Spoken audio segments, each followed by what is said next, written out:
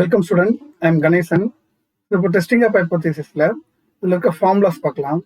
Already நான் large sample இருக்க formula தான் பார்க்க போகிறோம். லார்ஜ் சாம்பிளுக்கு ஒரே டெஸ்ட் தான் இது டெஸ்ட். ஸோ அதில் ஃபார்முலா பார்க்கறதுக்கு முன்னாடி அதுக்குள்ளே என்னென்ன டிஃப்ரெண்ட் டைப்ஸ் இருக்குன்னு பார்ப்போம். அதில் வந்து பார்த்தீங்கன்னா first single mean, difference of means, single proportion, difference of proportion சொல்லிட்டு இந்த மாதிரி 4 டைப் இருக்குது. இந்த 4 டைப்புக்கும் ஃபார்முலா பார்க்கணும். அது என்ன சிங்கிள் மீன் அப்படின்னு பார்த்தீங்கன்னா ஒரே ஒரு சாம்பிள் மட்டும் எடுத்து டிஸ்கஸ் பண்ணுறதுக்கு பேர் தான் சிங்கிள் மீன்.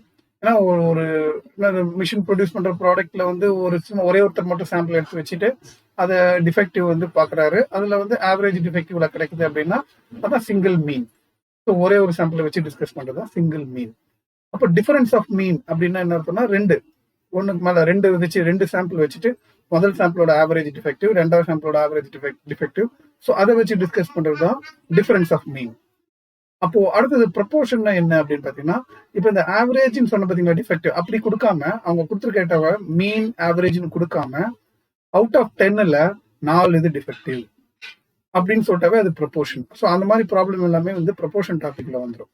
நீங்க டேட்டா கொஸ்டின்ஸை படிச்சு பாத்தீங்கன்னா மீன் கொடுக்காம 10ல 4, 15ல 10 இதுல டிஃபெக்டிவா இருக்கு அப்படின்னு சொல்லியிருந்தாங்க. அது மாதிரி அவுட் ஆஃப் த வேல்யூஸ் கொடுத்துருந்தாங்கன்னா, அவுட் ஆஃப் 10க்கு 5, 3 அது மாதிரி கொடுத்துருந்தாங்கன்னாவே ப்ரொபோர்ஷன்ல வரும். அதுலயும் ஒரு சிங்கிள் டேட்டா வச்சு பாக்குறது வந்து சிங்கிள் ப்ரொபோர்ஷன். 2 டேட்டா வச்சு கொடுத்துருந்தாங்கன்னா, 2 சாம்பிள் டேட்டா வச்சு கொடுத்துருந்தாங்கன்னா டிஃபரன்ஸ் ஆஃப் ப்ரொபோர்ஷன். ஸோ இந்த 4 டைப் தான் இருக்கு. ஜஸ்ட் இதெல்லாம் வந்து நீங்க கொஸ்டின் படிச்சு பார்த்து தான் அண்டர்ஸ்டாண்ட் பண்ணிக்கணும். கொஸ்டின்ல கொடுத்துருக்கிறதுல வந்து ஒரே சாம்பிள் தான் இருக்கு அப்படின்னா சிங்கிள், அதுல மீன் வேல்யூ கொடுத்துருந்தாங்கன்னா சிங்கிள் மீன். 2 சாம்பிள் கொடுத்து அதோட மீன் வேல்யூ கொடுத்துருந்தாங்க டிஃபரன்ஸ் ஆஃப் மீன். இதுல மீன் வேல்யூ கொடுக்காம அதுக்கு பதிலா நான் அவுட் ஆஃப் 10ல 4 இது டிஃபெக்டிவா இருக்கு, இது மாதிரி அவுட் ஆஃப் ப்ரொபோர்ஷன் வேல்யூவா கொடுத்துருந்தாங்க அப்படின்னா அது சிங்கிள் ப்ரொபோர்ஷன். ஒரு சாம்பிள் கொடுத்துருந்தாங்கன்னா, 2 சாம்பிள் கொடுத்துருந்தாங்கன்னா டிஃபரன்ஸ் ஆஃப் ப்ரொபோர்ஷன். சரி, இப்போ இந்த 4 இதுக்கும் உள்ள ஃபார்முலாவை நம்ம ஒன்று என்ன பார்க்கலாம். இப்போ இந்த சிங்கிள் மீன், அதாவது ஒன் சாம்பிளோட மீன், ஒரே ஒரு சாம்பிள் கொடுத்து அதுல இருக்க மீன் வேல்யூ வச்சு நம்ம கால்குலேட் பண்றது தான் இந்த சிங்கிள் மீன் டாபிக்ல வரும். ஸோ அதுல செட்டை கால்குலேட் பண்றதுக்கான formula z = x bar minus mu by sigma by root n. இப்போ இந்த ஃபார்முலால பாத்தீங்கன்னா ஸ்டாண்டர்ட் டிவியேஷன் அவங்களுக்கு கொடுத்துருப்பாங்க. அதாவது பாப்புலேஷனோட ஸ்டாண்டர்ட் டிவியேஷன் கொடுத்துருப்பாங்க. அதனால அது வந்து சிக்மா பை ரூட் n அப்படின்னு போட்டுருவோம்.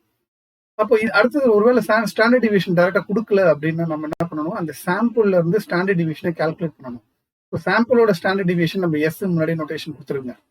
அதனால நம்ம கால்குலேட் பண்ணோம். அவங்க ஸ்டாண்டர்ட் டிவியேஷன் கொடுக்கலன்னா சாம்பிள்ல இருந்து நம்ம ஸ்டாண்டர்ட் டிவியேஷன் கால்குலேட் பண்ணி போடுறதுனால s by root n அப்படின்ற ஃபார்முலா யூஸ் பண்ணிக்கணும். சரிங்களா? ஸோ ஜெட்டை கால்குலேட் பண்றதுக்கு 2 ஃபார்முலா இருக்கு. சிங்கிள் மீன்ல ஒன்னு ஸ்டாண்டர்ட் டிவியேஷன் கொடுத்துருந்தாங்கன்னா sigma by root n, standard deviation கொடுக்கல நம்ம தான் கால்குலேட் பண்ணி கண்டுபிடிக்கணும்னா அது வந்து s by root n. So இதுதான் சிங்கிள் மீனுக்கான ஃபார்முலா. இப்போ அடுத்தது பாத்தீங்கன்னா டிஃபரன்ஸ் ஆஃப் மீன், அதாவது 2 சாம்பிள்ஸ் ஆஃப் மீன், 2 சாம்பிளோட மீனை வச்சு டிஸ்கஸ் பண்ணணும். ஒரு சாம்பிளோட மீன் x1 பார்னும் இன்னொரு சாம்பிளோட மீன் x2 பார்னும் எடுத்து வச்சு நம்ம ஒர்க் அவுட் பண்ண போறோம். இந்த 2 சாம்பிளும் பாத்தீங்கன்னா 2 டிஃபரெண்ட் பாப்புலேஷன்ஸ் வந்து எடுத்தது. அதனால ஒரு பாப்புலேஷனோட ஸ்டாண்டர்ட் டிவியேஷன் சிக்மா 1, இன்னொரு பாப்புலேஷனோட ஸ்டாண்டர்ட் டிவியேஷன் வந்து சிக்மா 2 எடுத்துக்கிறோம்.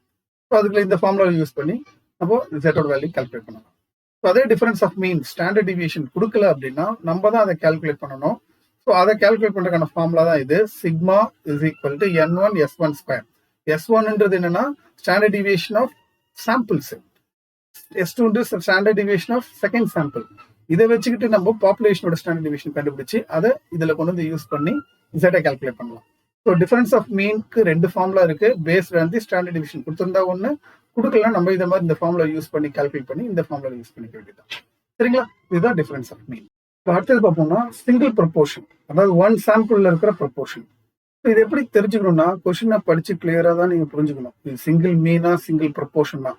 நான் ஆல்ரெடி சொல்லி இந்த இன்ட்ரடக்ஷன்ல கூட மீன்னா அவங்க மீன் வேல்யூன்னு கொடுத்துருப்பாங்க. அப்படி மீன் வேல்யூ கொடுக்காம அவுட் ஆஃப் திஸ் இதுல ஒரு 20ல 10 இது டிஃபெக்ட் ஆயிருக்கு அப்படின்ற மாதிரி கொடுத்துருந்தாங்கன்னா அது ப்ரொபோர்ஷன். வேணா ஒரு எக்ஸாம்பிள் கொடுக்குறேன். இங்க பாருங்களா, ஒரு எக்ஸாம்பிளுக்கு ஒரு கொஸ்டின் காட்டுறாங்க. 20 people were attacked by disease, only 18 survived. அப்ப என்னன்னா 20 பேர்ல 18 பேர் தான் சர்வே பண்ணிருக்காங்க. இல்ல கொஸ்டின்ல கிளியரா படிச்சு பாத்தீங்கன்னா எங்கேயுமே மீன் வேல்யூ கொடுக்கவே இல்லை. அப்போ மீன் வேல்யூ கொடுக்கல, ஒரே ஒரு சாம்பிள் தான். அந்த ஒரு சாம்பிள்லயும் 20ல 18 பேப்பர் வந்து காப்பாத்திருக்காங்க. அப்போனா பி வேல்யூ தான் வந்து 18/20. ஸோ இதுதான் ப்ரொபோர்ஷன். அது ஒரே ஒரு டேட்டா தான் இருக்குன்றதுனால சிங்கிள் ப்ரொபோர்ஷன் இந்த டாபிக் உள்ள வந்துடும். இதுவே எங்கேயாவது மீன் வேல்யூ கொடுத்துருந்தாங்கன்னா உங்களுக்கு பாத்தீங்கன்னா கண்டிப்பா சிங்கிள் மீனுக்குள்ள போயிடும். ஸோ இதுதான் நீங்க கிளியரா படிக்கணும். அதுல வேர்ட்ல மீன் வேல்யூன்னு கொடுத்துருக்காங்களா இல்ல ப்ரொபோர்ஷன்றது வேர்டு இருக்காது. அதுக்கு பதிலாக அவுட் ஆஃப் 20ல 8 13 அது மாதிரி கொடுத்துருப்பாங்க. இங்க அழகா கொடுத்துருக்காங்க. 20 பேர் அட்டாக் ஆன டிசீஸ்ல 18 பேரை வந்து காப்பாத்திருக்காங்க. ஸோ இதுதான் வந்து ப்ரொபோர்ஷன். இந்த மாதிரி தான் நம்ம கிளியரா ஐடென்டிஃபை பண்ணிக்கணும். இப்போ இதுல பாத்தீங்கன்னா இதுக்கான ஃபார்முலா தான் z equal to small p minus capital P by root of PQ by n.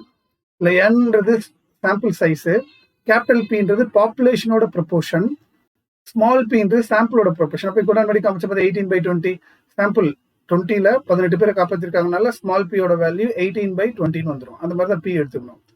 இப்போ அடுத்தது வந்து Q, கேபிட்டல் Q கண்டுபிடிக்கணும்னா கேபிட்டல் Pல இருந்தே கண்டுபிடிச்சிடலாம். கேபிட்டல் Qனுக்கான ஃபார்முலா 1 மைனஸ் கேபிட்டல் P.